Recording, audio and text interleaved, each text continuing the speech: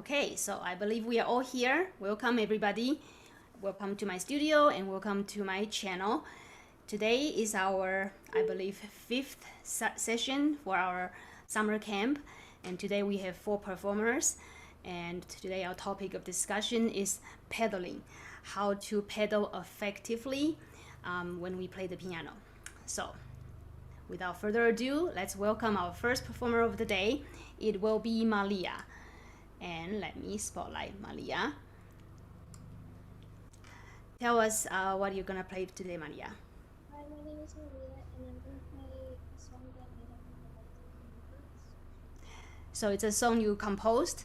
Yeah, can you speak a little bit louder and tell us the name again, please? It's Hummingbirds. Hummingbirds. How pretty. I love the title of your name, of the piece. Okay, let's hear what hummingbirds sound like.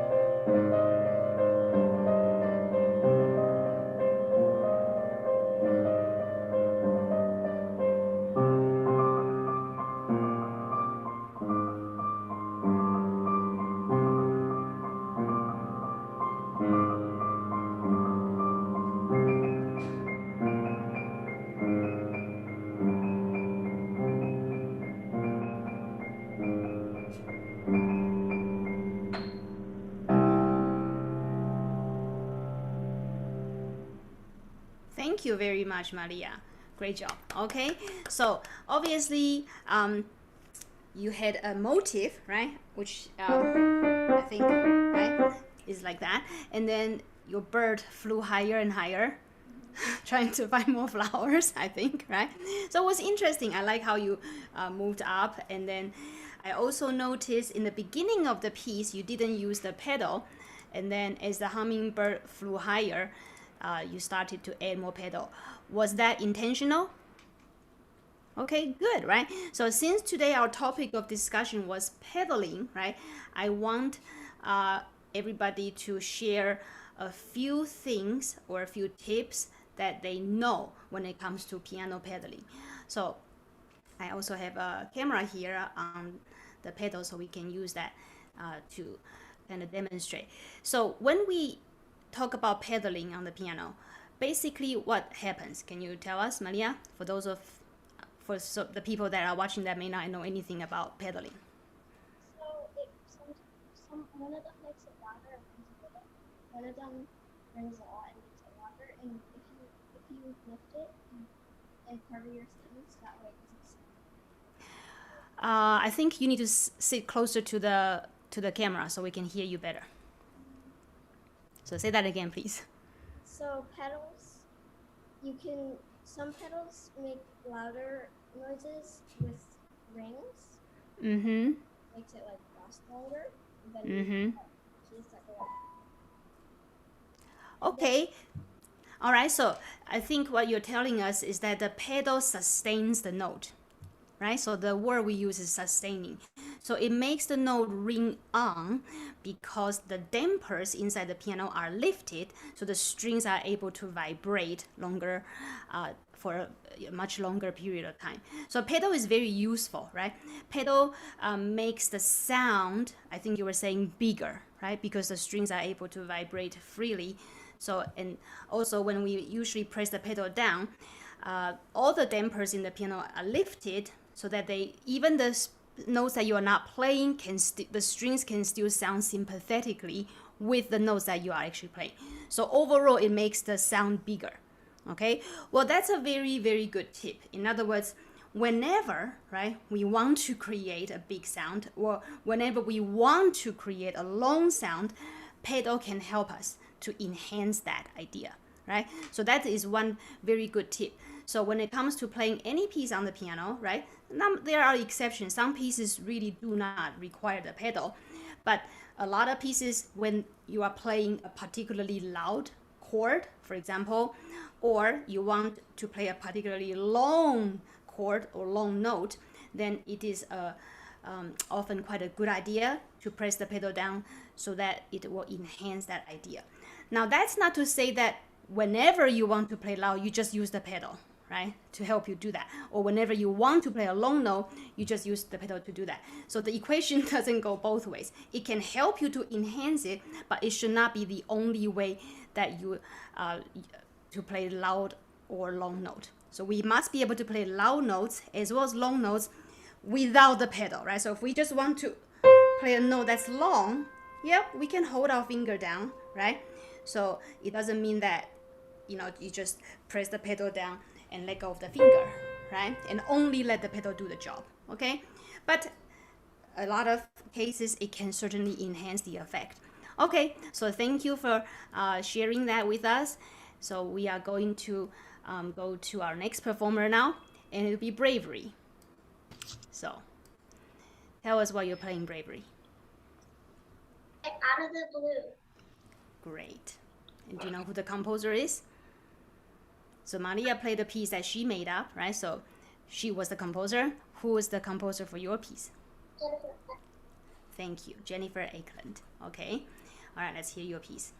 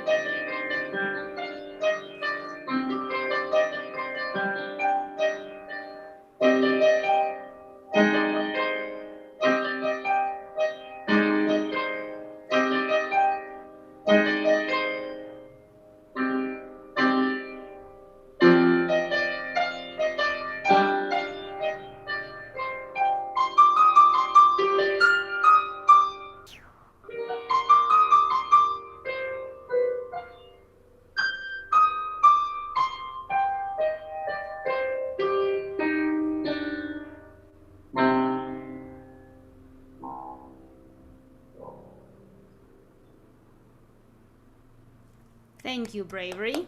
Okay, so since today we're talking about pedaling, right? Let's have you tell us something about pedal. What can you share with us about pedaling? Pedaling has like more of a eerie feeling, and when you just play a normal loud note, it doesn't have that eerie feeling. It kind of has that peaceful, like, smooth feeling.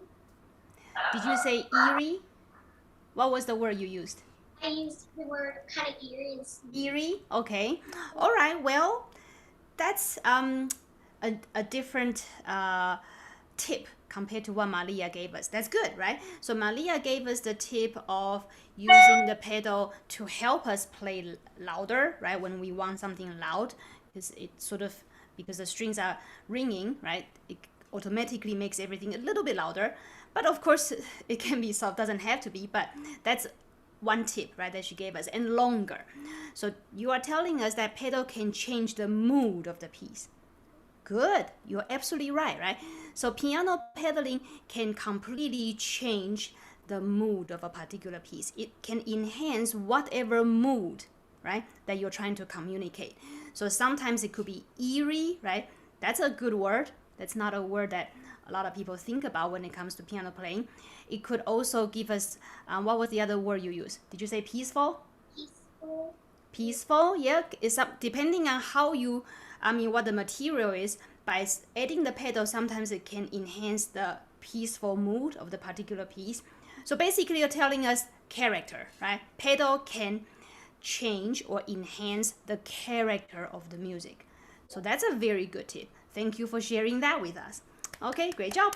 All right, so our next performer is going to be Kara.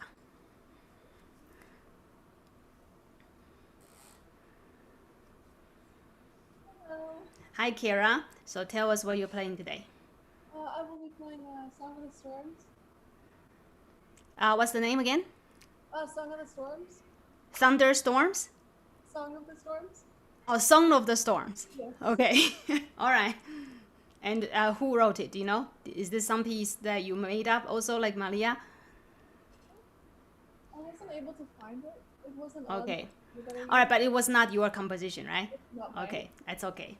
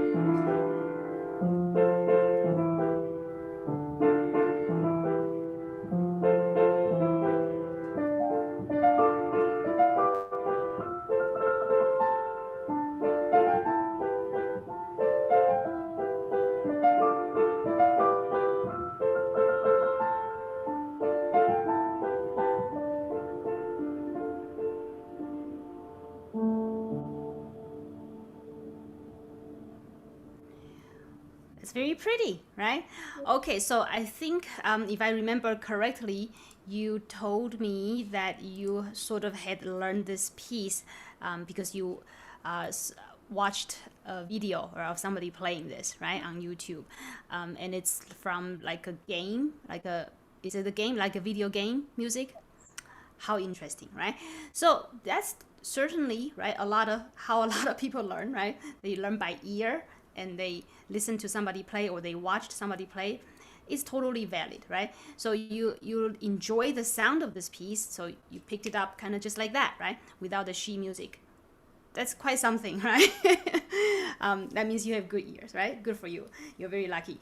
Of course, we also need to, right, be able to read music so that eventually, if the music becomes more sophisticated, we can use our eyes to help us too. Because sometimes our ears can only pick up so many things, right? So when the harmony becomes too complex or when the piece becomes too long, it'll be just too much to rely on only the ears, which is also why, of course, the reading aspect is also very important. But thank you for sharing that piece with us. Okay, so back to our topic of discussion, which is pedaling. Is there anything you can share with us that has not been mentioned? So pedal can do a lot of things, right? Pedal can help us play loud. Pedal can help us play long. Pedal can help us change the mood, right, of the piece. So what else do you know about the pedal that you would like to tell us? Anything? Definitely like enhances the volume, but I would say you have to like lift your foot a lot so it doesn't like blend all the notes together. Oh, that's a good tip. So that's something that has not been mentioned today yet, right? So pedal is very useful, and like the young kids, like my daughter, she's 5. When I first introduced the pedal to her, very recently, immediately it was an eye opener. She like, wow, this is a very different sound, right? So sometimes because it's such a new sound, that it can become something that we like to do a lot. And then we forget, right, to change it, right? So then the notes all add on top of one another and it becomes too blurry, right? So what you're telling us, yes, is that we need to, of course, know, right, that it's not just press your foot down forever and keep on playing from the first note to the last note of the piece. It's important to know when to change. So tell us then, how do we know when to change? Usually when you can start hearing all like you said, how it gets like super blurry and it just gets like. Yes. Can you speak closer to the camera too? Sorry. Probably when, I'd say maybe like when you can start hearing all the notes just blending together and you can't really tell what you're playing anymore because all the past notes are still ringing. Mm-hmm. So then you have to like lift your foot and then. Okay, so in other words, we use our ears, right? We use our ears and we have to listen very attentively and very critically to the sound so that we don't have too much of this blending effect. It of course depends on the style of the piece, right? Some pieces sort of are doing that on purpose. So they do want the harmonies to overlap on purpose. But for the most part, we don't want to overlap and overlap and overlap like endlessly, right?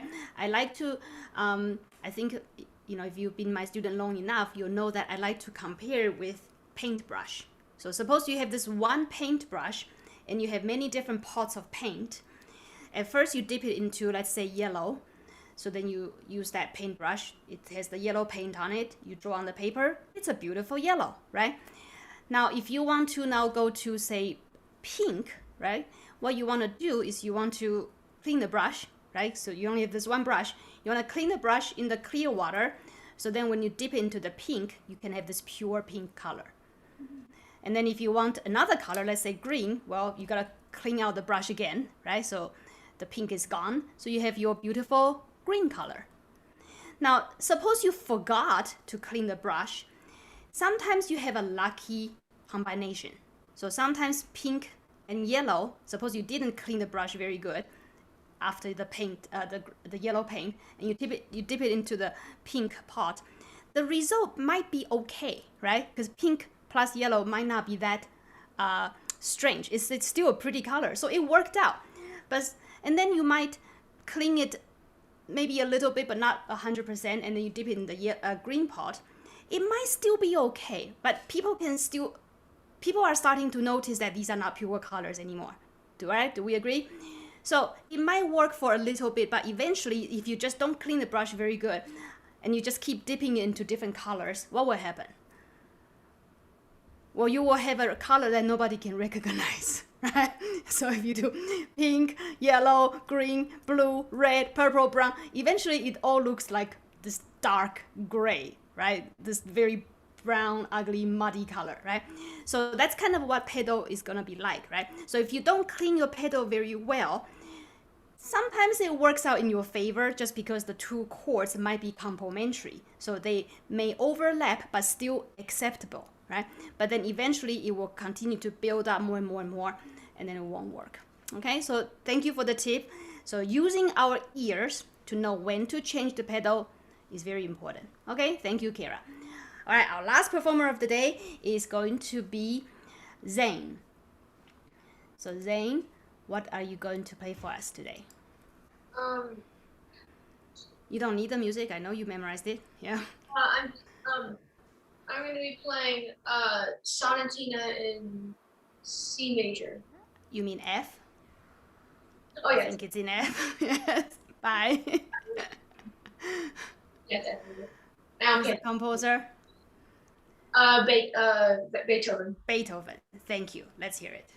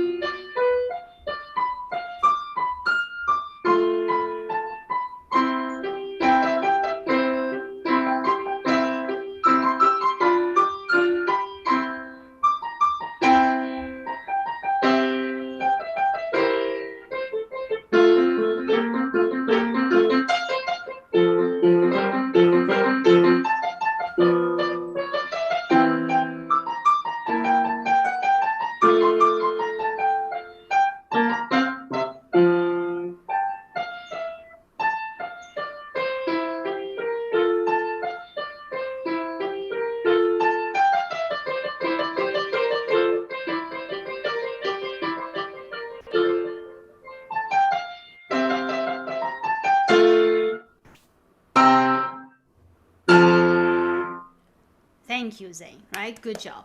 Okay, so I really like how we do it this way because I think we all know that it's hard to play in front of people, right? So these little mini recitals, I think, are great opportunities for everybody to practice playing, even just for a small audience. So we sort of, even if the piece is not 100%, that's okay, right? We still learn from the idea of performance. So anyway, for those of you that are my students that are in the studio that have not participated this year yet, please consider playing for the we have 2 remaining camps for the next 2 weeks, so sign up for one of those sessions so that you also can play for the other students in the studio. Okay, so sometimes even if the work is still in progress, we can still learn, right, from the this idea of playing, just even for a small group of people. Okay, Zane, so tell us what you know about pedaling that has not sort of been mentioned by the other students. Anything? It's useful when you don't have enough fingers left and you do a chord and you want to connect it with something else. The pedal will keep it, ringing, I guess, so that you could keep, and then you could connect it and then. Very good. That's new, right? So pedal is very useful when you want to connect things that are too far away, right? So when we want to play legato, so say from C to C, yeah, we can do that. That's legato without pedaling. But if the note is very far away, or you were saying chords, you're absolutely right. Suppose you want to play this chord, and then you want to play this chord, and you want it to be smooth. Well, your hand is not that big, right? So therefore, pedal can absolutely help you to connect, right, the 2 chords that are far away. So that's a great tip because that has not been mentioned. Thank you. Okay, so I want to open up, right, to the rest of the studio so that everybody can hopefully give us some ideas that or tips that have not been shared yet. All right, so thank you, Zane. So let's go to our gallery. So let's see everybody that are here. Okay, Joaquin, why don't you go first? Okay, so is there anything that you know about pedaling that has not been mentioned? Do you have any other tips that you want to share with the class? So you can make it so it can like the sound. It can sound more graceful or something or fluent. Graceful? Okay, good. So that's character, right? So pedal can be, you can change the character of the piece to make it eerie, right? That was mentioned, or peaceful or graceful. In other words, to do with character. Good. That's all right, right? So, but the word graceful was not mentioned, but it's talking about character again. So that's sort of already been mentioned. Anything else you want to add? Yes, and don't put your whole foot on the pedal. Just put a tiny bit. Oh, thank you. I am happy that you said that, right? We want to add things that have not been mentioned today, right? So that is the first time anybody has said that today. Thank you, Joaquin. So let's have everybody look at my little pedal camera. So he was saying, and this is really important. Let me make sure I can move this camera, that when we pedal, we don't put our entire foot on it. See, that's terrible, right? We only need the tip of it. Okay, so do not put your entire foot to cover all of it, only the tip. Very good. Now, Joaquin, tell me, since you're talking about you gave us this tip, is it okay if somebody do this with their foot? No, That's called what? that is That's bad, right? So what should I do? Like, teach me. If I don't know how to pedal and I just thought I had to put my foot like this, tell me what I should do instead. You should put it on the ground. Which part? This part on the ground? The heel, your The heel. heel. Good job. So we put our heel on the ground, right? Very firmly, and we put out the top part of our foot on the pedal, but just the front, not cover all of it. That's very good tip, Joaquin. Thank you. Okay. So then, how do I know when to press it down? Do I press it down first before I play a note? which sometimes happens, or do most of the time we play first and then we press it down? I'm still talking to Joaquin. Do you know? So I remember one of my old pieces that I remember you saying, play the note and press it down. Thank you. Yep, for the most part we do that, right? Some pieces are atmospheric, they are like special character. We would press it down before we play anything. That's like opening the pores of the piano.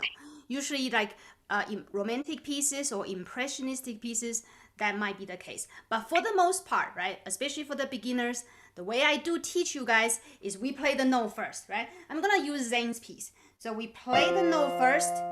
I already played it, so then I press it down, right? Do you see?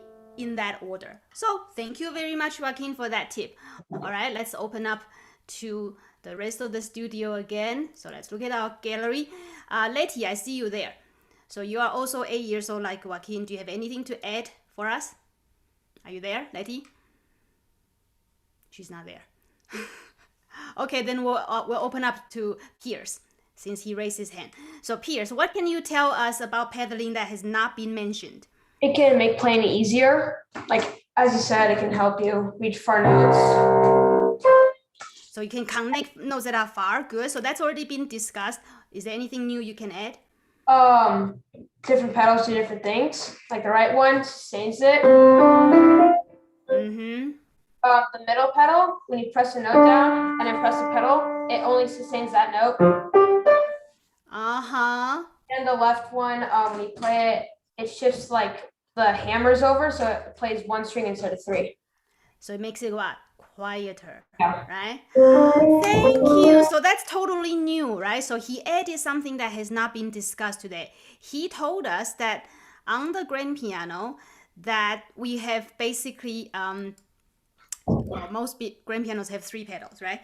Some grand pianos, can you believe it, they have 4, right? But those are extremely rare. And some upright pianos only have 2. But most grand pianos have 3, just like mine, right? So the right one is the one we use the most often, and it's it's the one that we kind of associate the most with the pedaling marks that we see on the score. So it sustains everything, it makes everything ring, right? And then the middle one, he was telling us, kind of is the same, is the sostenuto, which is also sustaining, but it's selective, right? So the middle one, we play on the piano whatever note we want. Let's say I play a low C, then I press it down. Now notice I'm using my left foot, and then it only will let that note ring. But other people can be clean. See, other people are not ringing. But if I had used my regular right pedal to do that same thing, that note rings, but so do others. See, then it gets kind of blurry. So the middle pedal is extremely useful. It only lets whatever you tell the piano ring, right, to sustain. So you can tell the piano to say, okay, I like these 4 notes. Let these 4 notes ring, so I have a big C major chord. But then on top of it, I can play anything I want and they won't blur up. Right? See, these people can still be clean. So that's really, really useful. And then the left one, of course, makes everybody softer, right? So this is the una corda. That's kind of called the soft pedal. So Pierce, that was a great tip that was not mentioned so far yet. All right, let's see who else are in the room. Amy, you are in the room. Do you have any other tips to share with us? To do with pedaling? How about Letty? You're back. I see you. Do you have anything to add to the discussion? Or Anne? She's also in the room. So the people that have performed already shared their tips.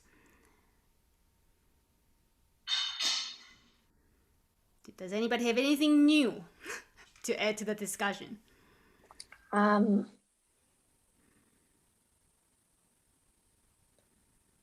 Okay, how about I give you guys some clues? Like, if we were to look at a piece of music, okay? So again, I'm using Zane's piece as an example. So he played this piece by Beethoven, right? So for beginners, how do they know when to pedal? Like if you're 8 years old or 7 years old, like Letty, for example, how do you know when to pedal? Or whether you should be pedaling or not? Joaquin, do you know? I know how to pedal because there's like a line under there. Good, right? So for beginners, the music tells you, right? So your music might have like a little bracket thingy, right? So you follow that. Okay, or sometimes they don't draw the bracket. So what are other pedal indications? Bravery. Do you know? So the bracket is the most common, but apart from the bracket, what else can we expect to see? Maybe you will find your music. Does your music have any pedal marking on it? So this is the book, right? In the beginning of the book, it says with pedals. So exactly. Okay, so sometimes they spell it out, right? In plain or sometimes if it doesn't say anything, you could just try it out and see what parts are good to use with the pedal. I like that tip. I like that tip, right? So in other words, you can always follow the instruction of the composer, whether they write it in words or not. So with pedal, that's just plain English, that's pretty obvious. Or sometimes you see bracket, right? Okay, good. But what you were saying was try it out. Exactly. Sometimes you will have a piece of music that doesn't tell you to pedal. Okay, and I always tell people, does that mean you cannot pedal whatsoever? The answer is, of course, not, right? So even if it doesn't say that, right, it just means maybe they want you to try it out, right? So what you were telling us was very good. You try it out to see if it works. If it works, great. If it doesn't, then you can let go of the pedal, right? When a particular part doesn't sound good with the pedal. That's a great tip. Okay, I see Pierce raising his hand. What do you want to add? Another time, other ways you can know when to play the pedal is like if there's I think it's called a slur, like or like the end of a slur, pedal after that. If you kind of know what I'm talking about. Not really. That's okay. So slur is a little curved line that tells us that we have to play smoothly, right? So we play smoothly with our fingers, and if the pedal should enhance the effect, that would be good. And or if the slur is covering notes that are very far away, that are not connectable, then we use the pedal to help us. Okay, you want to show us the music to demonstrate right here? If this piece had pedal right here, and then it's kind of like a section, and here's another part. Then you would play pedal, like you would let go right here, and like. Okay, well, I see the music that you're showing us, but that's actually not a good piece to pedal. Okay, so. Okay, right? So, but it is good that you did show me the music. That particular piece that you showed me, I believe, is one of the sonatinas that you're working on, right? So that brings us to something that has not been mentioned. In other words, the style of the piece can determine how much pedal you need. Generally speaking, right, Baroque music has very little pedaling. Classical music that has a lot of scale passages, also very, very little pedaling, okay? So do not pedal when, do not instinctively think of pedal, right, when you're playing a piece that's like from the classical period. Okay, I see two people raising their hand. Amy, you haven't contributed yet, so what did you want to add? Oh, sometimes they come to long notes, and it also says that it's supposed to be find your own places to pedal. Okay, and do you want to add anything? Because you haven't contributed today. I know you know a lot about pedaling. Is there anything you want to add? Smoothens transition.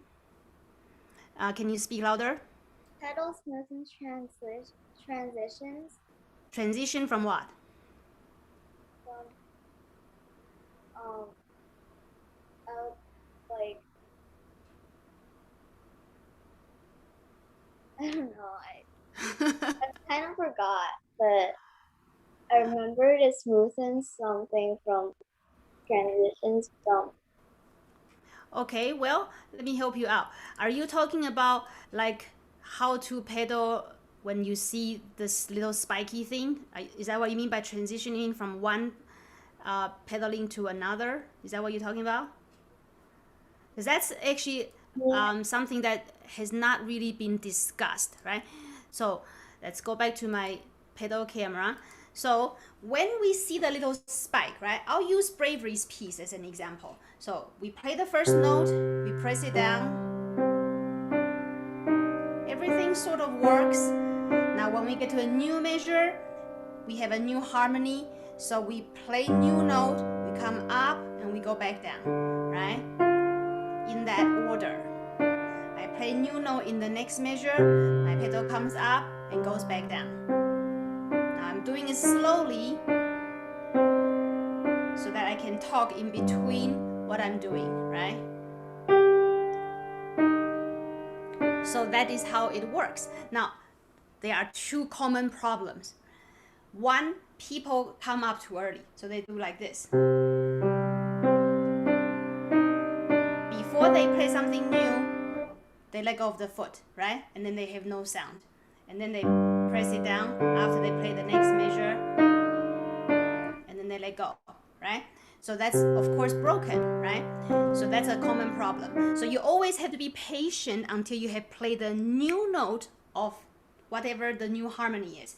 So if you do super duper slow, there will be a little blur where they dovetail. So you're playing this note, you haven't quite let go of the pedal yet. So there'll be a split second of blur, but you just have to live with it, right? And then come back down. Because once you go faster, that blur will be such a split second that you will hardly notice it, okay? All right, and then the second common problem is actually the mechanism of going down and up. There should be no sound whatsoever, right? If you, like right now in my room, the AC is on, so there's a little bit of a fan sound. But really, in a super, super quiet room, right, where there's no AC or fan, you should not hear anything. You see, the pedal goes down, it comes up. There should be no extra noise. But this is a very common problem. People release the pedal too fast. Now, do you hear it? There's a big thump. That is a bad idea, okay? So that two reasons contribute to that. One, see, my foot is gone. So that's no good. You need to make sure that your foot is attached to the pedal so that when you come up, you're coming up with it. You're not completely gone like that. And also the speed is very important. You need to come up, right, a little carefully so you're not just thumping onto that wood block. So to come up, right? Even if the piece is fast, even if you're changing very quickly, the release has to be very carefully managed so that you don't make that extra noise. Another, since I'm showing you guys the pedal camera, another common problem is this. Who can tell me, I know it's hard to see, what's the problem with this kind of thing? If somebody is changing the pedal and they're doing this, so they come up and then go back down, come up and sort of go back down, up, back down. Anybody want to raise their hand and show me what is the problem? Letty, tell me. Pedal will still keep going because you don't lift it up too much. Good girl, right? I think what she's saying is that sometimes people think they changed their pedal, right? But they wonder why they still sound blurry because they didn't go all the way up.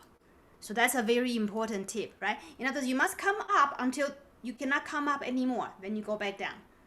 So you come up all the way until you cannot possibly come up anymore, and then you go back down.